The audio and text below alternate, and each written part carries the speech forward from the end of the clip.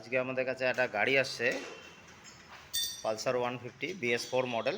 তো এই গাড়িটাতে ওভারফ্লো হয়ে গেছিলো। তো ওভারফ্লো হয়ে এই এয়ার ফিল্টারের ভিতরে চলে গিয়েছিলো পেট্রোল।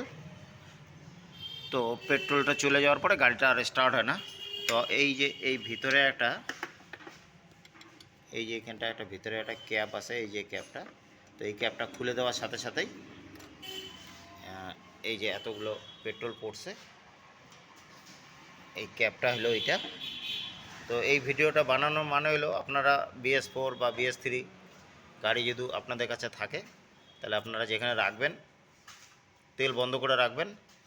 না হলে কি হতে পারে, এই এয়ার ফিল্টারের সাথে গ্যাস পাইপ থাকে, এই যে গ্যাস পাইপটা ভিতরে, এই যে গ্যাস পাইপটা, এই যে ওই পাশে হাত দিয়ে দেখাতো ওইটা, এই যে ওই পাইপটা, এই পাইপটা দিয়ে এয়ার ফিল্টারের থ্রুয়ে ইঞ্জিনে চলে যাবে।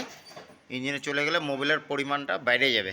তো আমি এই গাড়িটার মোবিলটার পরিমাণটা দেখছি, এটাতে সেই লেভেলের তেলটা ঢোকে নেই, মোবিলের মাপটা ঠিকই আছে।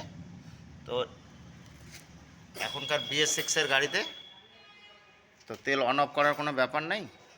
তো আপনারা যেখানে গাড়িটা দাঁড়া করাবেন তেলটা বন্ধ করে রাখবেন।